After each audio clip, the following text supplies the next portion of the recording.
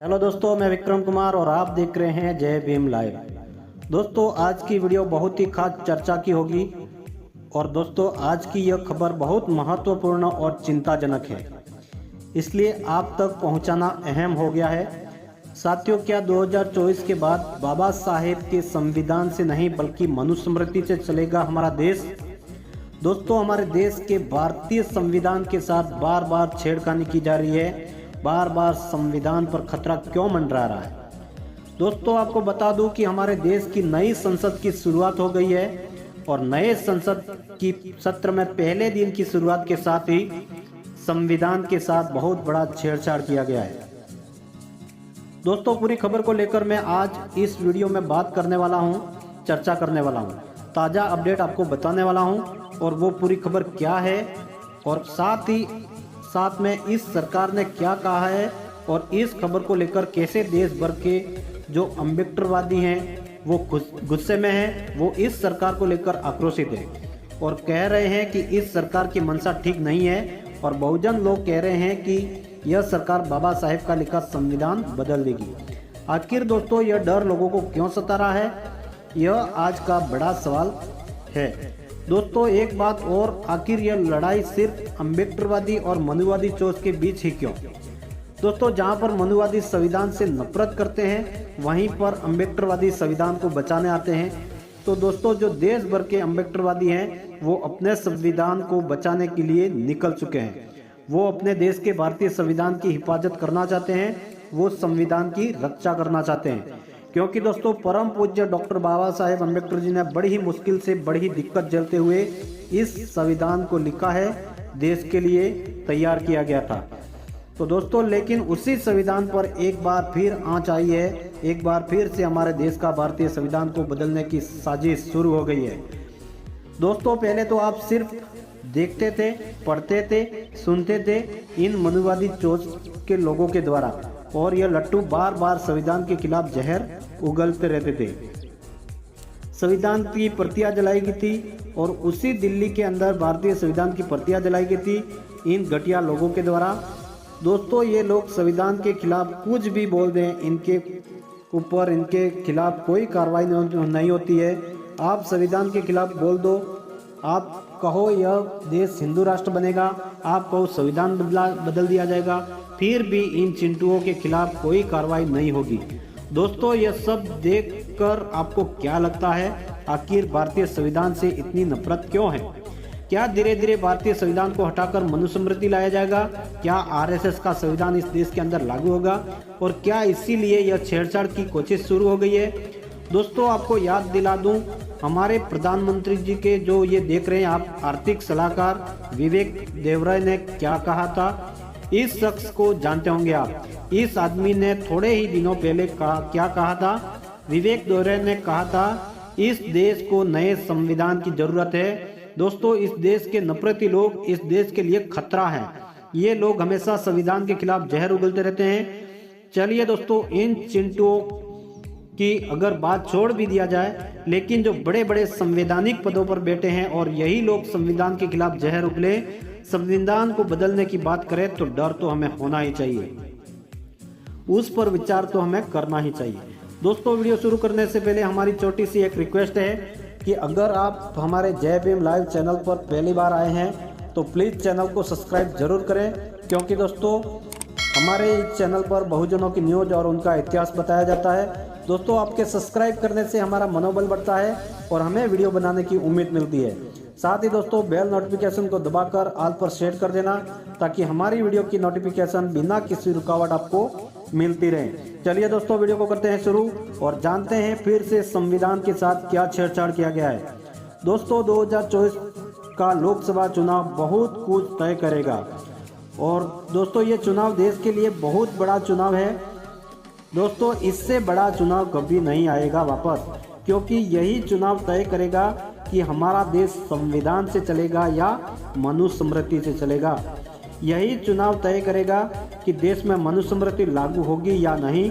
दोस्तों, यही चुनाव तय करेगा कि परम पूज्य बाबा साहेब का संविधान बदलेगा या नहीं। दोस्तों, यही चुनाव तय करेगा कि देश में आरक्षण रहेगा या नहीं।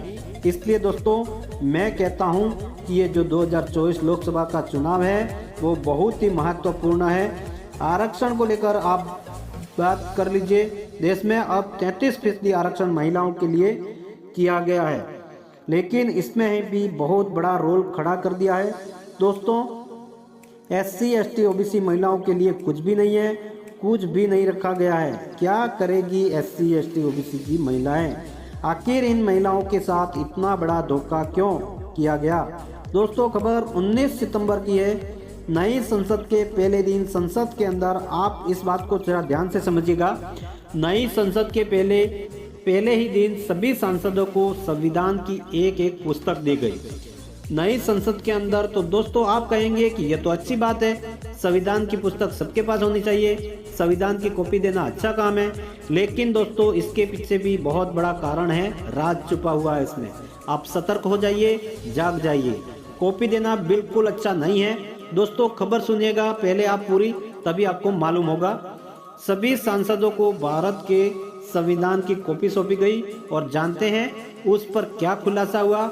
जब संविधान की कॉपी सौंपी गई तो उसके बाद संसद के अंदर बवाल खड़ा हो गया, विवाद शुरू हो गया, विवाद खड़ा हो गया। जानते हैं क्यों? क्योंकि जो हमारे भारतीय संविधान की प्रस्तावना है, हम भारत के लोग भारत को एक संपूर्ण प्रभुत्व संपन्न समाजवादी पंथ निरपेक्ष राष्ट्र बनाने के लिए ये जो प्रस्तावना है, आप सुनते होंगे अक्सर, संविधान का पाठ आप करते होंगे। और इसी संविधान की प्रस्तावना से 2 महत्वपूर्ण शब्द गायब कर दिए गए। जी हाँ दोस्तों, संविधान की जो कॉपी संसद के अंदर सभी सांसदों को दी गई थी, उस संविधान की कॉपी में 2 महत्वपूर्ण शब्द को हटा दिया गया है।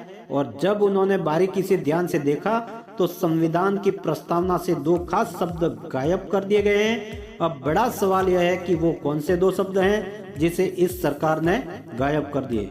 और यही सरकार बीजेपी उस पर क्या तर्क दे रही है? क्या यह सरकार इस पर माफी मांग रही है या फिर वो चीना चोरी कर रही है, उल्टा चोर कोतवाल को डांटे हो रहा है? वो भी हम आपको बताएंगे दोस्तों। लेकिन पहले उन 2 महत्वपूर्ण शब्दों के बारे में जान लेते हैं दोस्तों। पहला शब्द है, उस शब्द से कहीं ना कहीं इन मनुवादियों को बहुत ही ज़्यादा चिढ़ होती है, नफरती जो चिंटू हैं उनको बहुत ही ज़्यादा जलन होती है। वो शब्द है दोस्तों धर्मनिरपेक्ष, पंथ निरपेक्ष, सेकुलर। और जो दूसरा शब्द है समाजवाद, सोशलिस्ट। तो जो सोशलिस्ट और सेकुलर शब्द को जो इस संविधान की कॉपी सौंपी गई थी सांसदों को, उसमें ये शब्द गायब पाए गए दोस्तों। ठीक वैसे ही दोस्तों जैसे तेलंगाना की सरकार ने स्कूल की किताबों में छपी संविधान की प्रस्तावना से सोशलिस्ट और सेकुलर शब्द गायब कर दिया था दोस्तों। आपको पता होगा कि तेलंगाना की 10वीं की बुक से संविधान की प्रस्तावना से सोशलिस्ट और सेकुलर शब्द को हटा दिया गया था। उसके बाद बहुजन समाज पार्टी की राष्ट्रीय अध्यक्ष बहन कुमारी मायावती जी ने डांट लगाई थी तेलंगाना के मुख्यमंत्री KCR को, क्योंकि ये वही KCR है जो अक्सर संविधान को बदलने की बात करते रहते हैं। और इसी KCR को मिलने के लिए भीम आर्मी चीफ चंद्रशेखर आजाद गए थे। तो दोस्तों यह बात कहाँ तक सही है? दलितों के लिए, एक दलित नेता के लिए जो संविधान विरोधी की बात करते हैं, उनसे मिलना कितना सही है एक दलित नेता के लिए? आप ही बताइए दोस्तों। लेकिन अब नई संसद में जाते ही संविधान बदलने की जो प्रक्रिया है वो शुरू हो गई है दोस्तों। और यह जो मामला है वह बहुत ही गंभीर है। और दोस्तों इस गंभीर मामले को लेकर हर कोई संविधान विरोधी सरकार से सवाल पूछता है। अधीर रंजन का दावा है और अधीर रंजन चौधरी ने कहा है कि जो ये नए संसद में संविधान की कॉपी दी गई है उसमें धर्मनिरपेक्ष और समाजवादी शब्द उसमें शामिल नहीं है, उन्हें बड़ी ही चतुराई से हटा दिया गया है। ये गंभीर मामला है और उन्होंने कहा कि हम इस मुद्दे को पूरे देश में उठाएंगे दोस्तों। वहीं पर CPI ने कहा है कि सांसदों को दी गई भारतीय संविधान की किताब से धर्मनिरपेक्ष और समाजवादी शब्द गायब। CPI ने कहा RSS के इशारे पर संविधान बदल रहे हैं मोदी जी। तो दोस्तों यहाँ पर CPI ने RSS को सीधा दोषी ठहराया है और कहा है कि RSS का संविधान आने वाला है। दोस्तों जब मोदी जी के आर्थिक सलाहकार विवेक देबरॉय का बयान आया था तब भी यही कहा गया था कि 2024 में सत्ता में आई भाजपा तो बदल देगी बाबा साहेब का संविधान। दोस्तों, तमाम विपक्षी पार्टियों का यह आरोप लगा रहे हैं कि 2024 में सत्ता में आए और आरएसएस की संघ की स्थापना के 100 साल पूरा होने से पहले संविधान बदलकर मनुस्मृति वाली व्यवस्था लागू कर देंगे। दोस्तों, लगातार साजिश शुरू हो गई है और आप भी यह जानते होंगे कि कोई भी चीज अचानक नहीं बदलती है, उसे धीरे धीरे खत्म किया जाता है। अब हम आपको बताते हैं कि इतनी बड़ी गलती पर कितना बड़ा बयान आया सरकार का। दोस्तों, कानून मंत्री अर्जुन लाल मेघवाल ने, जानते हैं आप क्या कहा है कि ये जो संविधान की पुस्तक दी गई है वह भारतीय संविधान की मूल पुस्तक है। दोस्तों, मेघवाल साहब ने कहा कि उस पुस्तक में संविधान का मूल संरक्षण है। उन्होंने कहा कि संविधान में इन दो शब्दों को बाद में जोड़ा गया था। ये जो है बीजेपी के कानून मंत्री हैं, उन्होंने कहा है। तो दोस्तों, बीजेपी को इस संविधान से क्या दिक्कत है? क्या पंथ निरपेक्ष शब्द से बीजेपी को तकलीफ है? क्या बीजेपी को समाजवाद शब्द से तकलीफ है, दिक्कत है? यह बड़ा सवाल है। दोस्तों, इन दो शब्दों को इंदिरा गांधी जी ने 1976 में देश को जोड़ने के लिए किया गया था। 42वां संविधान संशोधन जब 1977 में किया गया था, तब सेकुलर और सोशलिस्ट शब्द को जोड़ा गया था। लेकिन बीजेपी को अब याद आया है कि संविधान का स्वरूप दूसरा है। क्या दोस्तों, धीरे धीरे पूरे संविधान को बदलने की साजिश नहीं है हो रही है? इन शब्दों को इसलिए जोड़ा गया था ताकि धार्मिक समुदाय में बढ़ावा मिल सके और सभी धर्मों के साथ समान व्यवहार किया जाए। क्या यह गलत शब्द है? इंदिरा गांधी जी ने इसलिए जोड़ा था कि सभी के साथ समान व्यवहार किया जाए, सबको बराबर देखा जाए। तो दोस्तों, अब समय की मांग है कि आप संविधान को बचाएं और सतर्क हो जाएं, जाग जाएं। क्योंकि दोस्तों, अब बाबा भी बोलने लगे हैं अपने अपने हिसाब से कि भारत को हिंदू राष्ट्र बनाएंगे। तो दोस्तों, आपको ये जानकारी कैसी लगी कमेंट में जवाब जरूर दें। वीडियो अच्छी लगी हो तो वीडियो को लाइक करें, अपने परिवार दोस्तों में आगे शेयर करें, चैनल को सब्सक्राइब करें। मिलते हैं नए वीडियो के साथ में, तब तक के लिए जय भीम, नमो बुद्धाय, धन्यवाद।